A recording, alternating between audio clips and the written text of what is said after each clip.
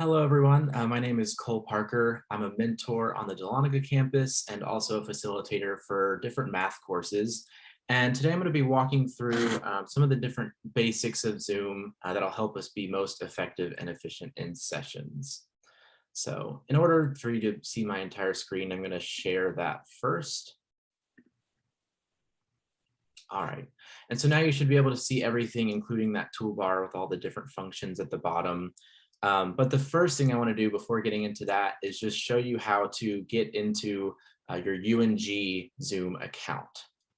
So if you were either on the app or if you just go online and look up zoom.us, you'll see this pop up and you can hit sign in because you do already have a university account. And once you hit sign in, you'll see this at the bottom that says sign in with SSO. So you can go ahead and hit that and then just type in UNG. And it'll automatically pull up that two-factor authentication. So however you get through that, just go ahead and complete that, approve it on your phone. And then now you will be into your UNG account. And so one important thing that we wanted to add into this is make sure that you have at some point a profile picture in your Zoom account so that if for some reason during sessions, either the camera isn't working or for whatever reason, they're not able to see you, they'll know that they're in the right place because they'll know that, okay, my facilitator is here because they see that picture. And so to do that, you can just hit this this profile picture button here and add something off of your computer. The other way that we want to, something else that we want to focus on is if you want to go by a different name, you can edit that in this same interface as well, just with this edit button at the right, because it probably has your name automatically in there. So just make sure those two things are correct, and then you should be good on that front. All right, so back to the actual Zoom interface. Just going through the different functions at the bottom here. So to mute and unmute yourself, you have this bottom left button that says mute. One important thing about this is that if you are muted, Zoom kindly reminds you if you are talking that you are muted. So I'm going to show you what that looks like here.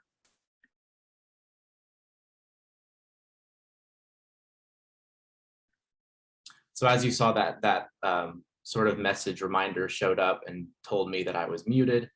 And then to stop and start your video, you just have this button here. So if I click it, it stops, and that's where that profile picture pops up, and then I can begin it again. Another important thing that we want to point out here is these little carrots on each of these.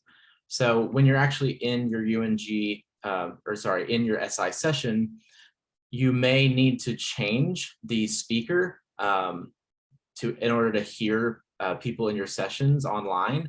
And so this is where you would do that. So you just hit that little caret on the microphone, and then you can change the output of that speaker. And I'll go through that a little bit in a later part of the video when we talk about getting into sessions on campus. But just for now, just pointing that out that you can change that with the caret on the microphone. And same thing with the camera, because you will be able to change the camera at your sessions at UNG in order to actually see the board or see something else in the room if you needed to do that. All right, and now just going on to the right, this button here, security, this just allows you to see what the students in your session can actually do. So right now, for example, they are able to do all of these things that are checked. They can share their screen, they can chat, they can unmute themselves, etc. So if for some reason you didn't want your students to be able to share their screen, you could just hit that again and it would uncheck it. Or if they weren't able to and you wanted them to, you might just be able to go in here and make sure that it's checked like that. So that's the basic security. And now I want to go into the participant list. But in order to actually make that a little bit more realistic, I'm going to join on my phone so that there's actually more than one participant here. All right, and so now you see that there's actually, my phone is in this now as Galaxy S8. And I just wanted to do that in order to have a little bit more realistic of a scenario with participants and breakout groups and all the rest of the video. So to actually see who is in your session, you can hit this participants list and they'll pop up on the right, or they may pop up as a separate window, but you can see whether they have their camera on or whether they have their microphone on. And this is just a good way to see who's in your session, especially if you're checking people in. And another cool thing about this is I'm going to actually move to the right of this toolbar, this reactions screen. So if I hit reactions, this is a really cool function in Zoom because it allows students to either, you can raise your hand and it pops up in that top left of the screen, or you can lower it. But you can also do things like yes or no. So if you have a quick question, or maybe you want to see how people are reacting to a certain piece of the content, you can use that. And then various other ones as well. But I think the raising the hand function is kind of cool. And if, for example, if you were asking a question and you wanted to see how students were reacting, you can go to this participants list, and in the reactions, you'll see it pop up on the participants list. So I just hit yes, and you saw that little check mark pop up. Similarly, if I were to pick no, you would see that pop up as well. And so you can see that through all of the different participants, which is kind of a cool function for Zoom. All right, so that's the basic participants function there. You can also go into the chat function as well. One thing about Zoom in the chat is you have to be very careful about who you're sending messages to, whether it's everyone or whether it's a specific message. So you see here right now it says to everyone. So if I send a message, it's going to pop up on every single person's screen or chat menu, and everyone will be able to see it. If I want to send a direct message, you just hit that drop down menu and you can select which student you want to send that to. So if I send it here, it'll give you a little direct message in red, so you know that that's what you're doing. And then if I send a message, it shows up in the same menu, but you can see that disclaimer beside it that it is a direct message. So that's how you can send direct messages or just very general messages as well. And another note about chats in Zoom is just make sure that throughout your sessions, you're paying attention to it, because sometimes it's easy to not see chats pop up. Maybe if you're working with another student and someone sends a chat, you may not see it immediately. So just make sure that you're monitoring it throughout the session to ensure that you're getting all the questions or any student that needs more clarification. All right, so now I'm going to go into the share your screen function. And this is actually what I did at the beginning of the session to actually show you these different functions at the bottom. But to share your screen, you hit share screen and you'll see this pop up of basically what you have open at the time. So unlike Blackboard, if you have used Blackboard before, we will most likely just be using this as whatever you're going to be sharing, have it open already instead of uploading it as a file. So just have the different materials that you're going to use throughout session open on your computer, and you'll be able to share them pretty easily. And then once you hit this, you can just click whichever option you want to select for sharing your screen. So for example, if I just wanted to show that, that Zoom account online, I could hit that and it would show you just that screen. But if I want to do something else and share my desktop again, I can just hit that by share and desktop. So that's just a few things about sharing your screen. One thing that I will say is that this can look fairly different if someone is on their phone. So it might be a good idea if you have never been on your phone in a Zoom meeting, just to look into that prior to sessions, just so you know what your students are looking at, because it can be a little bit different on a phone. All right. So the next thing I want to do is go into sharing a whiteboard. So sharing a whiteboard is going to be important for various activities and in session. So it's probably one of the most important things that you'll learn to do on Zoom. And you do it the same way you would share anything else. So you just go to share and then up here to whiteboard and share. So now I have a whiteboard up here and you can draw on it just like any other whiteboard. And some of the different functions on the whiteboard, so you can select something if you have something that you want to move. You can hit text and type something in text. And I will say, again, like I was talking about with the phone does not have a text button on it. So they will not, if a student is on their phone for a Zoom meeting or a session, they will not be able to use that text function. They'll be able to see anything that anyone else types, but they themselves will not be able to use that. And then if you want to draw, you have all these different here, so you can just hit the normal and then write whatever you want to write. Stamp, it just kind of gives you different options for shapes and things like that. That could be pretty cool for like annotating something. And then eraser, if you have something that you just don't want anymore on the screen, you can erase things individually. This is a great thing that Blackboard did not have. Or you can undo something or redo something. And then say you have a bunch of things on your screen and you just want all of it to go away, you can hit clear and just clear all. So those are a few different functions on there. Now in session, obviously you'll have multiple students there and you'll all want to use the board simultaneously. So once you have shared the whiteboard in Zoom, if the student is on the phone, they should be able to immediately start drawing. So I'm on my phone just for this informational video, so I can actually already draw on that. It's fairly small, so it might be a little bit difficult, but it is available there.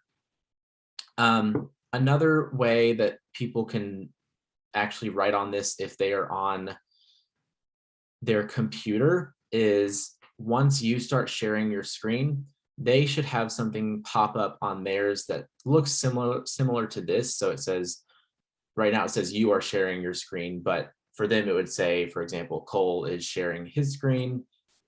And then they will have an option to the right where this stop share is, but for them it'll say options. And they'll just have to hit that options button and it'll have a drop down menu and then they can click annotate. So if you have a student that wants to write on the whiteboard and they're on their computer or laptop and you're sharing a whiteboard and they can't figure out how to start writing on it, that's what they'll do. So they'll go to this green bar that tells who is sharing their screen. Just to the right of that, there will be a drop down menu and they can hit annotate. And so that's how we want to actually have students start writing on the whiteboard. All right.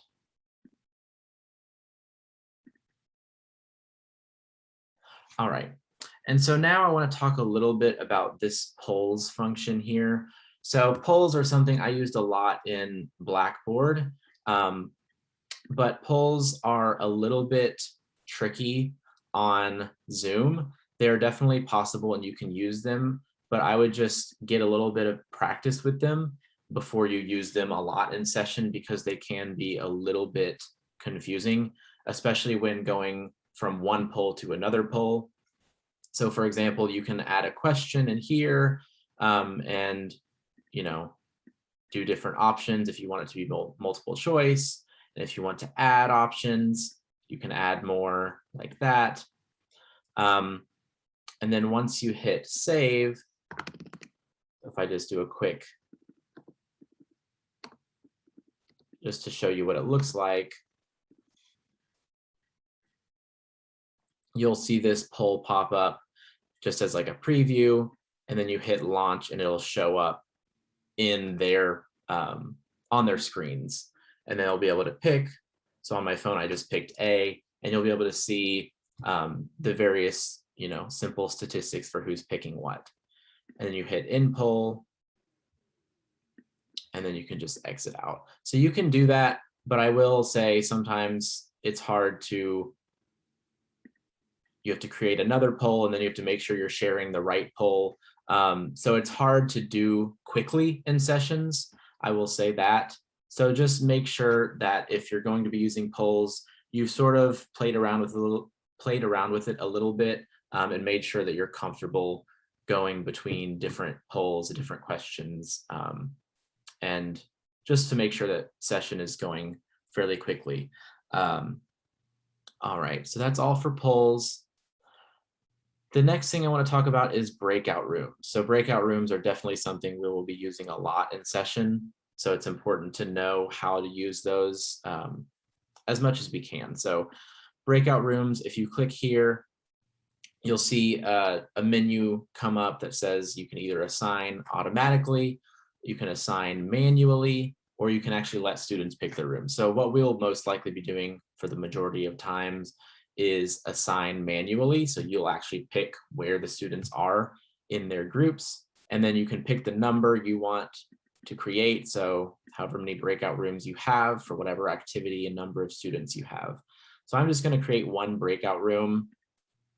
I'm going to create that. And then what you have to do is if you have multiple rooms, you'll have, room 1, room 2, room 3. But since I just made one, I just have that pop up right there. And you can actually name the rooms. So room 1, I could rename to something else if I wanted to. But obviously the most important thing is putting students in these rooms. So the way to do that is hit assign, and then you'll have a list of all the students pop up, and you just check who you want in each room. And once you have that all set, you can hit open all rooms, and it'll tell you that, okay, well, my phone hasn't joined quite yet, but when I hit join, I'm joining room 1. It takes a little bit, but now you see that obviously my phone is now not in the main room and it's in room 1. And so throughout session, if I want to check on this room, so if there's some students and I want to just make sure that they're making good progress and I want to join in their room, I can go back into breakout rooms and hit join. So I'm actually going to be joining in there and checking in on them. I'm not going to do that because it's going to mess up my screen sharing, but that's how you would actually join a room. And then once you are in that room and you want to get out, you'll see down here, let me get rid of this. There we go. You'll see down here, instead of end, when you're in that breakout room, it'll say leave breakout room. And so you'll just hit that in the bottom right. And so that'll bring you back to the main one. And you can just go in between different breakout rooms to check on students. And then once you're done, once you want to end breakout rooms, you'll just have that open up that breakout rooms tab there and close all rooms. Now, when I close all rooms, it'll return everyone to the main session. Something that is also important is some of you may have a countdown for closing your breakout rooms. So for example, if I have a 30-second countdown and I open all those rooms, when I leave the room, it's actually going to give students basically like a little pop-up message that says, you'll be leaving the rooms in 30 seconds. So for example, if I hit close all rooms now, it'll say that all breakout rooms will close in that many seconds. And on their screen, it'll give them an option to go ahead and leave, or the breakout rooms will just close automatically in 15 seconds. So if I hit leave now on my phone, I will be returned to the main room and the breakout rooms will end. So depending on what activity you're doing, you may like that countdown timer or you may not. So just to change that, if you need to, you just, again, go into this breakout rooms tab, hit the gear icon, and you can change that setting. You can also change if you want a 60-second timer or a 15-second timer. So depending on what your needs are for that specific activity, you can change that for closing breakout rooms. And one more thing about breakout rooms that I did forget to mention that I do want to talk about real quick is if you are in a breakout room, or if you have students in their breakout rooms and you want to send a message to everyone, for example, saying in an activity, hey, we have 1 minute left for this specific activity, you just have you can click that broadcast message to all, which is just, again, in that breakout rooms tab, broadcast message to all. Hey, 1 minute left, broadcast, and it'll pop up on their screen a message from me saying, hey, 1 minute left, so that they see whatever message you want to send to them. So that's just a little note on how you can send a message to all the rooms at one time if they're in their breakout rooms and you want to say something. All right, so let me close all these rooms.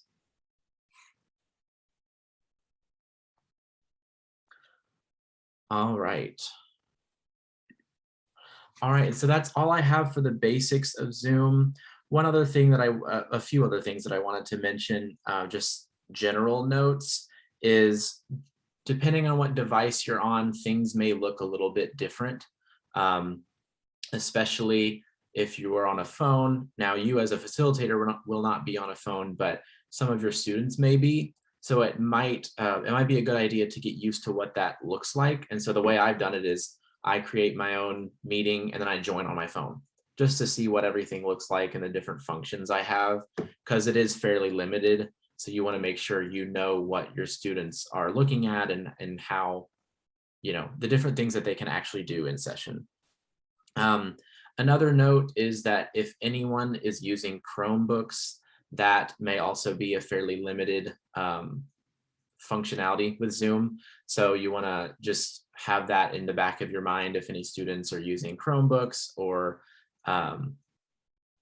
any devices like that, then it may have limited options for them unless they want to go and start adding different like add-ons to their Chrome and things like that. So just being aware of the different devices that all of your students may be on, and it may not be as full-fledged as like a traditional laptop or desktop.